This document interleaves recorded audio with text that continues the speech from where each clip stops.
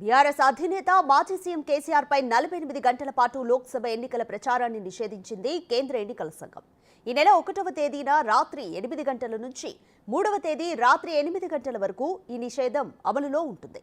బహిరంగ సభలు, ఊరేగింపులు, ర్యాలీలు నిర్వహించరాదని, మీడియా సంస్థలకు ఇంటర్వ్యూలు కూడా ఇవ్వకూడదని స్పష్టం చేసింది.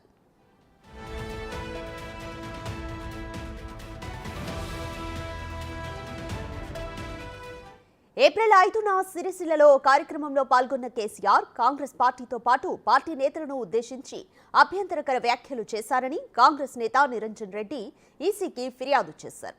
ఎన్నికల నియమావళికి పూర్తి విరుద్ధంగా కేసీఆర్ మాట్లాడారని ఈ ఫిర్యాదులో పేర్కొన్నారు. ఫిర్యాదుపై విచారణ చేపట్టిన ఈసీ అనంతరం కేసీఆర్ నుంచి వివరణ తీసుకుంది.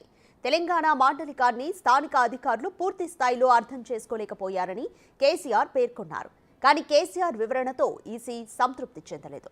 దీంతో కేసీఆర్ ఎన్నికల కోడ్ ఉల్లంఘించారని భావించి చర్యలు తీసుకుంది ఈసీ.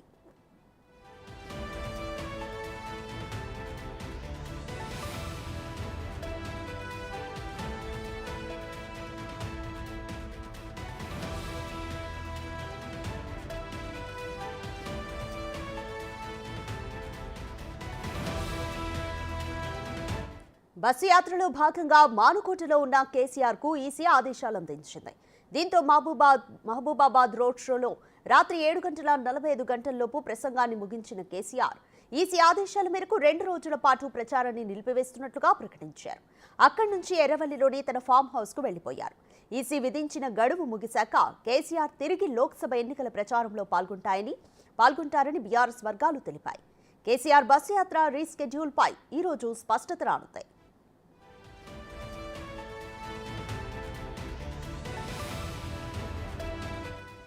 ఇక తన ఎన్నికల ప్రచారంపై ఈసీ విధించిన నిషేధంపై కేసీఆర్ స్పందించారు.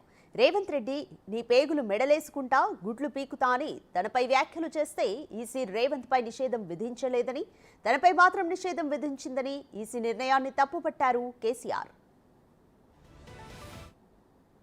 అందరికి ఒకటే మాట మనవి చేస్తా ఉన్నా, ఇవాళ ఎలక్షన్ కమిషన్ ఆఫ్ ఇండియా నా మీద నిషేధం విధించింది. 48 గంటలు కేసీఆర్ ప్రచారం చేయొద్దని, ప్రచారంలో పాల్గొవద్దని నా మీద నిషేధం విధించింది. మీ అందరు నేను ఒకటే కోరుతా ఉన్నా, ఒకటే మాట మనవి చేస్తా ఉన్నా, ఇదే రేవంత్ రెడ్డి నీ పేగులు మెడలేసుకుంటా, నీ గుడ్లు వీకుతా అని నా మీద అడ్డగోలు మాటలు మాట్లాడితే ఇదే election commission of India Revanth Reddy మీద నిషేధం పెట్టలేదు, కానీ నా మీద పెట్టింది.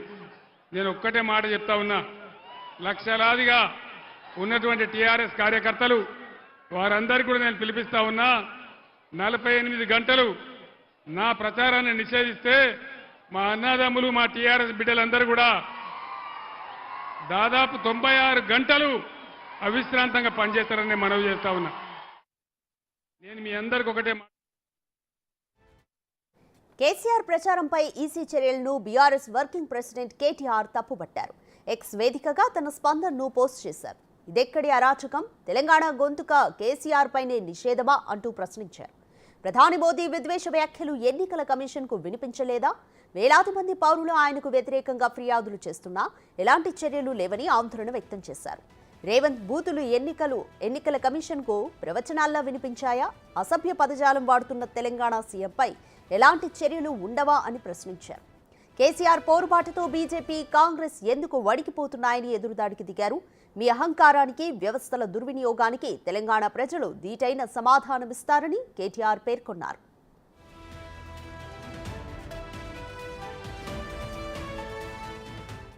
ఇక ఈ విషయమై మాజీ మంత్రి హరీష్ రావు కూడా స్పందించారు.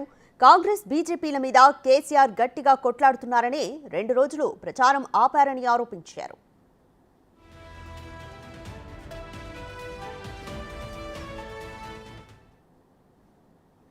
మోర్ డీటెయిల్స్ మా ప్రతినిధి సైదులు లైవ్ లో అందిస్తారు.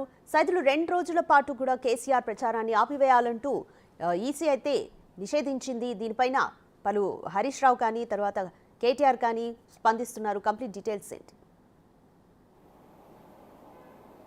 ఎస్ రాధిక, కేసీఆర్ సిరిసిల్లలో కాంగ్రెస్ పార్టీ నాయకులపై వివాదాస్పద వ్యాఖ్యలు చేశారు. ఆ వ్యాఖ్యలకు సంబంధించి కాంగ్రెస్ పార్టీ నేత నిరంజన్ ఈసీకి ఫిర్యాదు చేసిన నేపథ్యంలో ఇటు ఎందుకు ఆ వ్యాఖ్యలు చేయాల్సి వచ్చిందని చెప్పేసి ఈసీ బీఆర్ఎస్ పార్టీకి కేసీఆర్కి లేఖ రాసింది, వివరణ ఇవ్వాలని చెప్పేసి కూడా అడిగింది. అయితే ఈసీ రాసిన లేఖకు కొంత నిర్లక్ష్యం వహించినట్టే చెప్పవచ్చు. ఎందుకంటే బీఆర్ఎస్ లీగల్ సెల్ ఈసీ రాసిన లేఖకు సంబంధించి వెళ్ళి కేసీఆర్ వ్యాఖ్యల వెనుక మర్మం ఏమీ లేదు అని చెప్పేసి కూడా చెప్పిన నేపథ్యంలో ఈసీ సంతృప్తి చెందలేదు. అయితే మరోసారి లేఖ కూడా రాసి ఖచ్చితంగా ఈరోజు సాయంత్రం కల్లా కేసీఆర్ వివరణ ఇవ్వాల్సిందని చెప్పేసి కూడా ఈసీ వివరణ కోరింది. అయితే ఇంతవరకు కూడా ఈసీకి ఎటువంటి లేఖ ఇటు కేసీఆర్ కానీ బీఆర్ఎస్ పార్టీ కానీ రాయలేదు, సమాధానం చెప్పలేదు. సో ఇక సీరియస్ ఆగ్రహం వ్యక్తం చేసిన ఈసీ సో ఇక 48 గంటల పాటు కేసీఆర్ ఇటు రాజకీయ పార్లమెంట్ ఎన్నికల నేపథ్యంలో కేసీఆర్ బస్ యాత్ర నిర్వహిస్తున్నారు కాబట్టి ఎక్కడ కూడా కేసీఆర్ ప్రసంగం చేయకూడదని చెప్పేసి కూడా నిషేధం విధించింది. అయితే ఈరోజు జమ్మికుంటలో ఈరోజు కేసీఆర్ షెడ్యూల్ ప్రకారం బస్సు యాత్ర చేయాల్సి ఉంటుంది, రేపు రామగుండంలో చేయాల్సి ఉంటుంది, తర్వాత మంచిర్యాలలో కూడా చేయాల్సి ఉంటుంది. అయితే వాస్తవంగా ఇప్పటికే కేసీఆర్ షెడ్యూల్లో సంబంధించి మార్పులు చేర్పులు కూడా ఉండే అవకాశం కనిపిస్తుంది. ఎందుకంటే నిన్న మహబూబాబాద్లో కేసీఆర్ 8 గంటల కంటే ముందే అంటే రాత్రి 8 గంటల నుంచి 48 గంటల పాటు కూడా ఈ నిషేధం అమల్లోకి వస్తుందని చెప్పేసి ఈసీ చాలా స్పష్టంగా చెప్పిన నేపథ్యంలో 7:40 మహబూబాబాద్లో కేసీఆర్ తన ప్రసంగాన్ని ముగించిన తర్వాత వెంటనే మహబూబాబాద్ నుంచి రాత్రి ఇక్కడ ఎర్రవల్లి ఫామ్ హౌస్కి కేసీఆర్ వచ్చారు. అయితే ఈరోజు కాసేపట్లో కేసీఆర్ తోటి ఇటు కేటీఆర్, హరీష్ రావు, కొంతమంది బీఆర్ఎస్ నేతలు, అదేవిధంగా బీఆర్ఎస్ పార్టీ లీగల్ సెల్ కూడా భేటీ అయ్యే అవకాశం కనిపిస్తుంది. ప్రధానంగా ఎందుకు వీసీ ఈ విధంగా నిషేధం విధించింది, ఎందుకంటే మొదటిసారి అనమాట. ఎందుకంటే కేసీఆర్ రాజకీయ నేపథ్యంలో తొలిసారి కేసీఆర్పై ఈసీ నిషేధించింది. అంటే ఎప్పుడు కూడా ఇలాంటి ఘటన కూడా చోటు చేసుకోలేదు. కానీ వాస్తవంగా చెప్పాలంటే ఇటు ఖచ్చితంగా సమాధానం ఇస్తే బాగుండు, కానీ వాస్తవంగా ఇటు కేసీఆర్ కానీ బీఆర్ఎస్ పార్టీ కానీ నిర్లక్ష్యం వహించింది. ఎందుకంటే సిరిసిల్ల చేసిన వ్యాఖ్యలు కొంచెం అవి కూడా చాలా సీరియస్గా తీసుకుంది ఈసీ. అసభ్యకరంగా కేసీఆర్ మాట్లాడడం వెనకాల మర్మం ఏంటని చెప్పేసి కూడా ఆరా తీసింది. సో ఏదైనప్పటికీ కూడా కేసీఆర్ షెడ్యూల్కి సంబంధించి కొంత మార్పులు చేర్పులు కూడా ఉండే అవకాశం కనిపిస్తుంది. ఎందుకంటే మొత్తం 17 రోజుల పాటు అంటే ఏప్రిల్ 26 నుంచి మే 10 వరకు కూడా కేసీఆర్ బస్సు యాత్ర చేస్తున్నారు. ఇప్పటికే దాదాపుగా ఒక 9 నిన్న ఈ రోజుతో పోల్చుకుంటే నిన్నటితోటి 8వ రోజు పూర్తి అయింది, ఈరోజు 9వ రోజు. అయితే ఒక 5 పార్లమెంటు నియోజకవర్గాలకు మినహా మిగతా అన్ని చోట్ల కూడా 12 పార్లమెంటు నియోజకవర్గాల్లో కేసీఆర్ బస్ యాత్ర షెడ్యూల్లో ఉంటుంది. అయితే వాస్తవంగా మరి ఈరోజు అంటే జరగాల్సిన జమ్మికుంట బస్ యాత్ర, రేపు జరగాల్సిన రామగుండం, మంచిర్యాల కూడా అతను ఎక్కడ కూడా మాట్లాడేందుకు అవకాశం ఉండదు కాబట్టి సో ఇక మార్పులు చేర్పులు కూడా ఉండే అవకాశం కనిపిస్తుంది. ఎందుకంటే గ్రేటర్ హైదరాబాద్లో ముఖ్యంగా కేటీఆర్ రోడ్ షో నిర్వహిస్తున్నారు. అయితే వాస్తవంగా గ్రేటర్ హైదరాబాద్లో మరి కేసీఆర్ కూడా రోడ్ షో కార్నర్ మీటింగ్స్ ఏమైనా ఏర్పాటు చేస్తారా, లేకపోతే యథావిధిగా ఈసీ విధించిన 48 గంటల అనంతరం మళ్ళీ జమ్మికుంట నుంచే కేసీఆర్ బస్ యాత్ర చేస్తారా, లేకపోతే రోజుకి ఒక్కరోజు మాత్రమే అంటే సాయంత్రం వేళల్లో ఎండ తీవ్రత ఎక్కువగా ఉండడం వల్ల సాయంత్రం వేళల్లో బస్ యాత్ర కార్నర్ మీటింగ్స్ ఏర్పాటు చేస్తున్నటువంటి